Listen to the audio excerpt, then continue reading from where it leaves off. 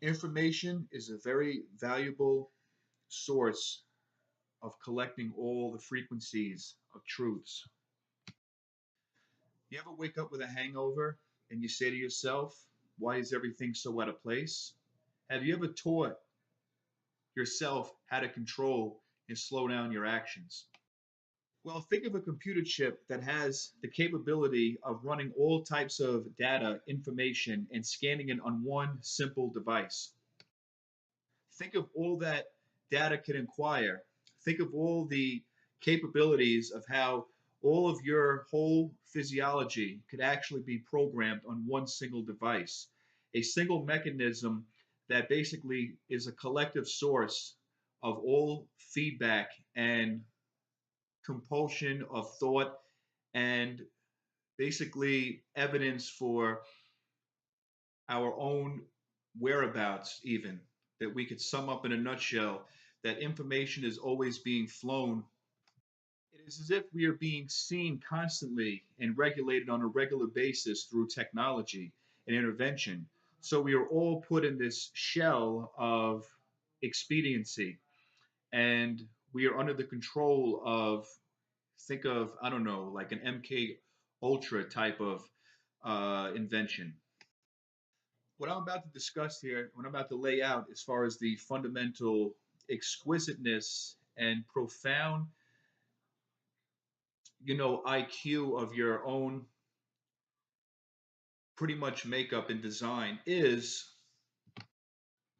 to be resourceful, how you can double your wealth and your worth. Not just solely speaking about money, but I'm speaking about what you can be as far as how others see you in contributing to a certain cause. That could be to a group of social people socially gathering together, discussing various topics of pseudo-economics. It could be about how to fit in and how you can be somewhat of a sculptor of reality and crafting imaginary in pseudo inventions that could be put into somehow then a commodity of interest. See, everything is about invention. It is about using your tools, which is up here, and learning how to craft and to slowly decorate with the ideas of an invention.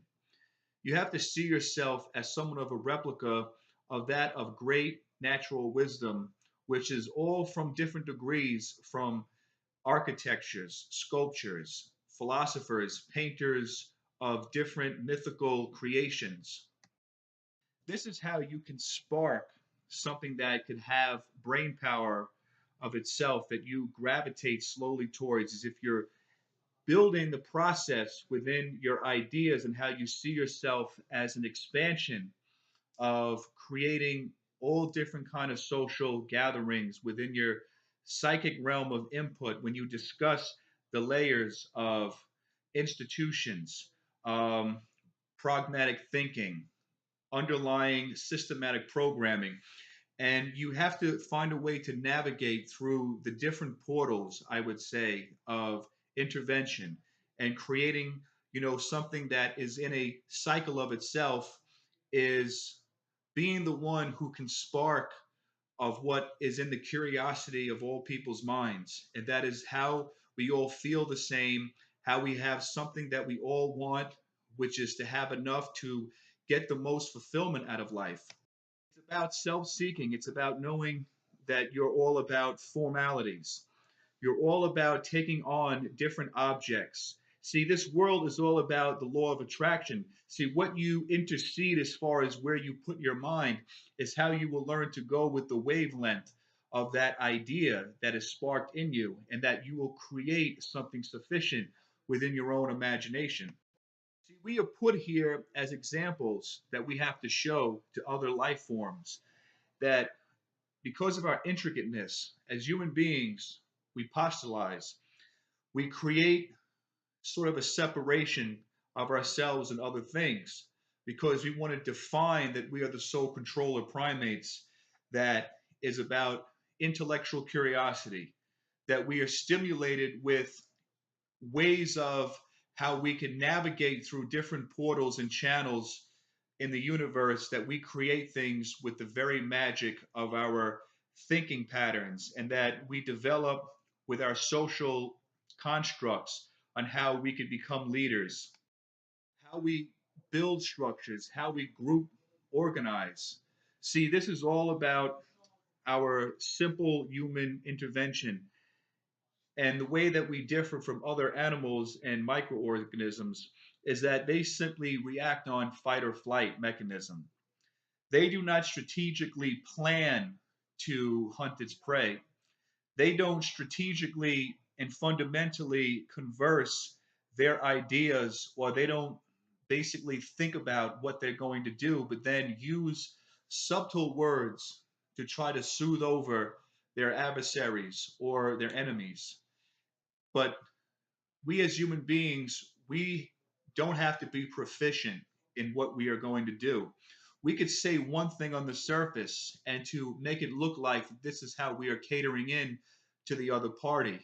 Particularly now, I'm saying people, individuals, that if you are going to stalk somebody, let's say for information, let's say you're somebody who is trying to put an investigation together, you're trying to hunt somebody that they were involved in some kind of ponder scheme, and you were looking to gather up all the evidence, you were finding traces that lead to the suspect.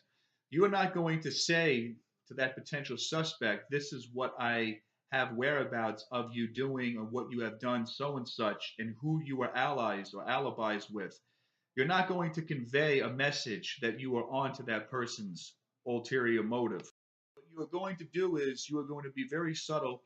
You are going to cater sort of into his play out of display of how he is conducting, and all of his so-called hidden histories of events of him, engaging in certain unwanted practices that encompasses some sort of morality, and that you are going to try to find the hidden clues to the very crime that you were trying to nail it. You were trying to scope the individual that he is subdued to.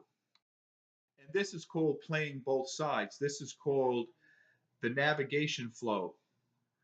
You're being able to maneuver one individual in one person's way of action and thinking. In order to get into trapping that individual, you have to become that individual. And this is part of the strategies of war.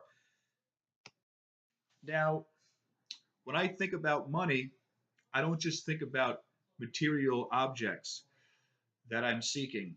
I'm thinking about how you can invest yourself to become properly respected, or how you can be somehow channeled into high frequencies of positive energy.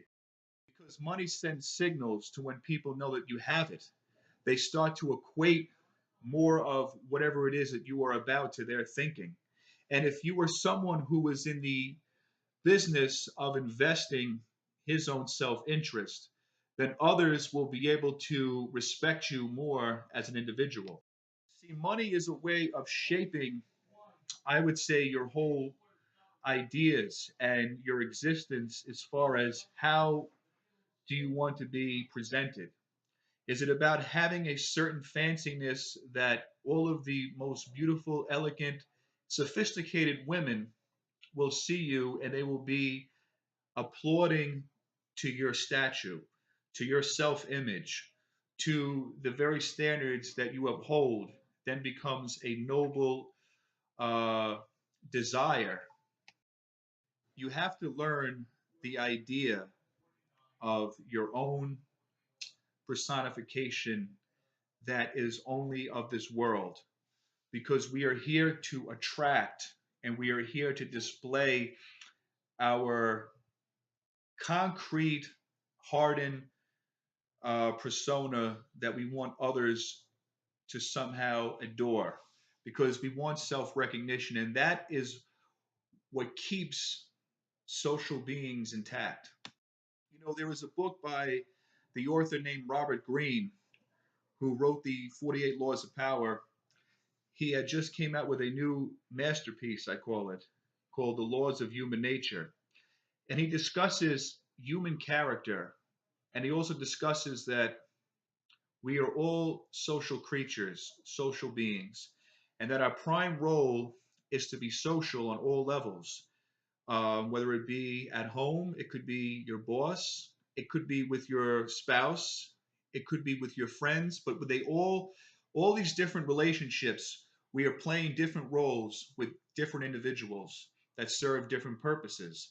There are different quantity levels of how we interact, and at the speed of our interactions vary.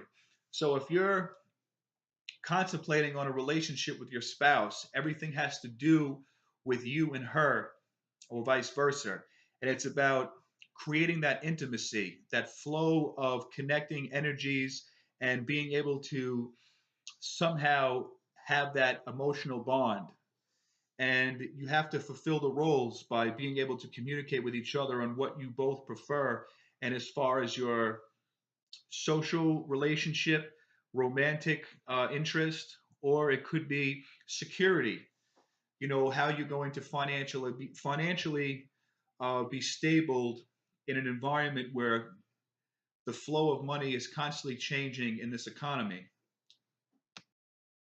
So you want to put yourself with that other person, vice versa, together on being able to have a balance of those needs, and that's what comes within a married couple. Now, we think about in the business world, you have to model yourself as an engineer, even if you are as somebody as a worker working for somebody who's at the top, because your boss, we'll just say hypothetically, is in charge of selling water filtration systems.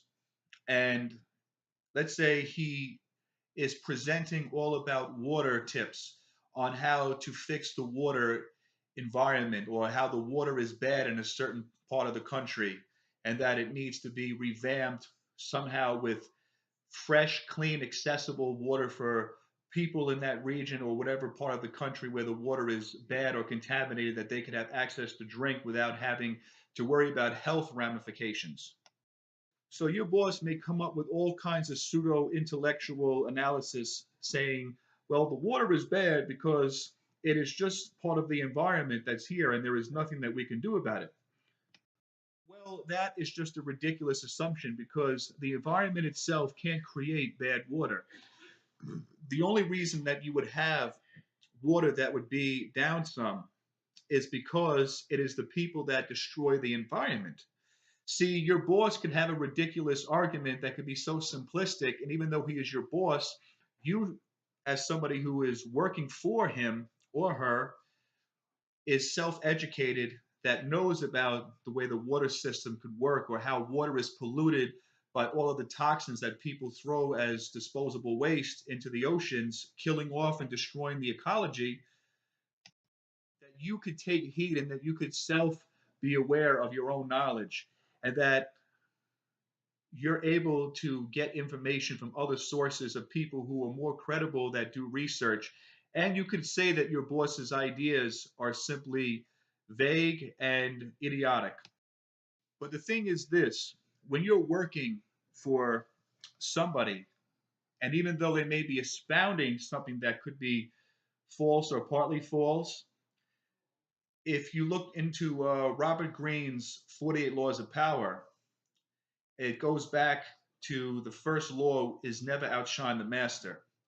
That is, never try to show your higher superior that you know more than he and that you are trying to somehow overthrow with your expertise because it only backfires to where you lose out on building your brand when you're working and you're trying to get all of the so-called levels of where you're gaining that experience through working for that individual. You're learning about the way the process of that person's way of expertise or business is conducted.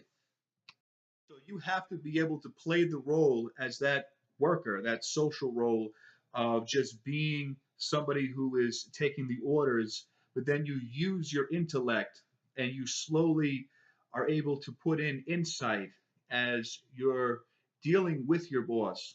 So you slowly find different avenues to gradually create that superficial relationship to where you can build yourself where you have the so-called fanciness to deliver, and then slowly that individual can then pick up on your credential. And when you're dealing with family members, you're dealing with friends, it's all about being able to keep up with the topic.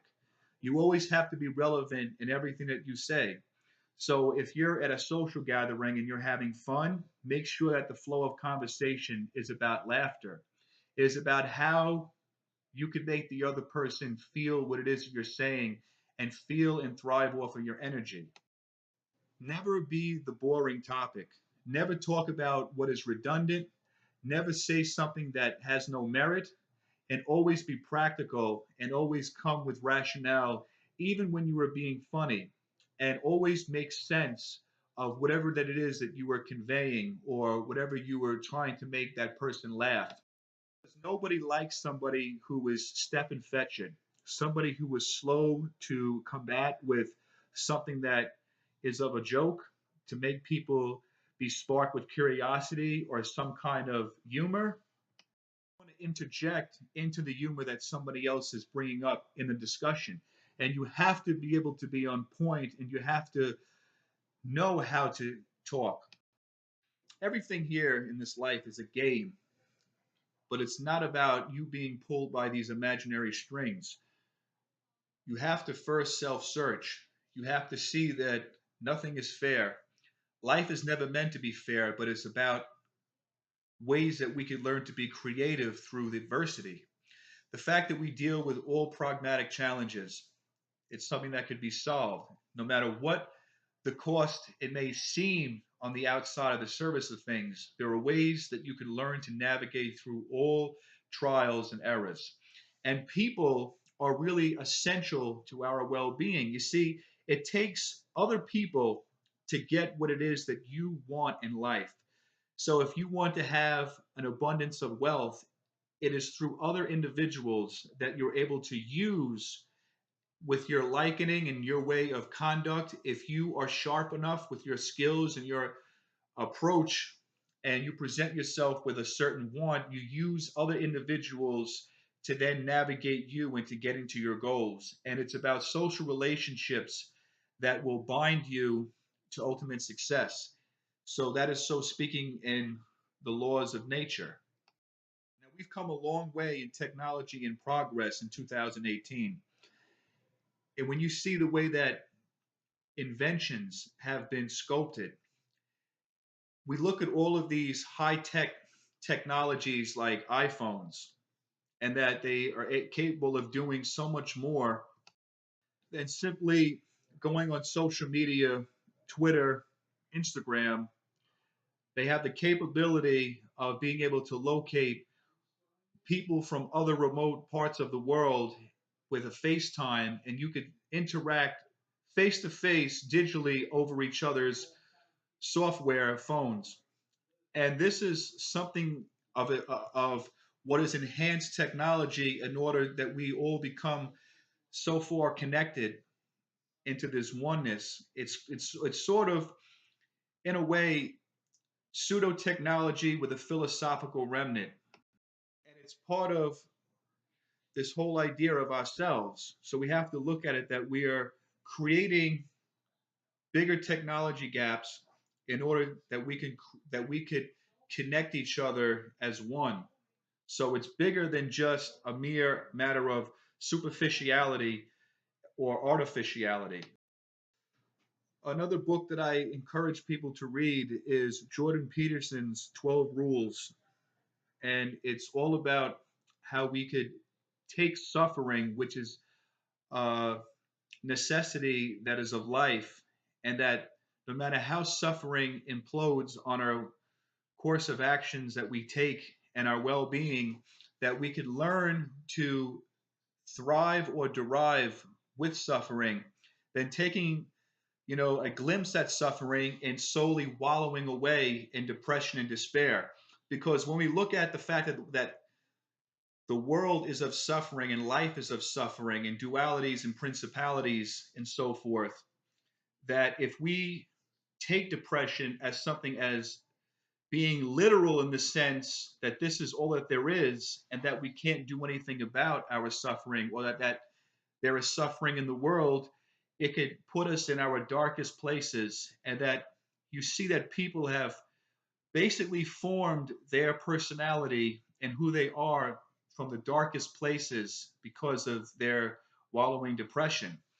And because when people are simply caught up in vague reality that is, focusing on the superficiality, that everything is a matter of a means of, material success only, and that everything is about just living off of the pleasures that constantly feed us without really a purpose that is somehow derived inwardly, what is, inherently spiritually, so to speak. That if we're just focusing on the things that we want to get off of because of this shallow existence on the outside, a way of things that we cling on to, then this is how our darkest selves start to then appear, because we are then caught up in this whole mentality that is deprived and depraved off of, sickness. Ultimately, it is up to you and it is up to me on how we are going to figure out the course of our well beings. How are we going to navigate through a sophisticated world with endless possibilities? Do we sit there and do nothing about our misfortunes, or do we rise above the occasion of what is seemed to be doom and gloom, and then we make ourselves to the best of our possibilities? Do we see that there is light at the end of the tunnel? Do we look at fixing the problem instead of saying that the problem persists and that we are somehow sunk like a deep submarine that can't get afloat? The future is awaiting, and that we must realize that there is only one way out, and that is through navigating that is in this life, and it's a game, and we have to play the game to win it. We have to win it. And strategically, depending on how you play, is a matter of which cards that are going to be the right ones. And it is a matter of the experience that I would say overall. And this is part of the self developing process. Make this video here. This is Kevin, and I'm leaving you with all blessings be, that you get everything of your desires, and that life be to you to where it's abundantly, to in abundance of more and more. Peace.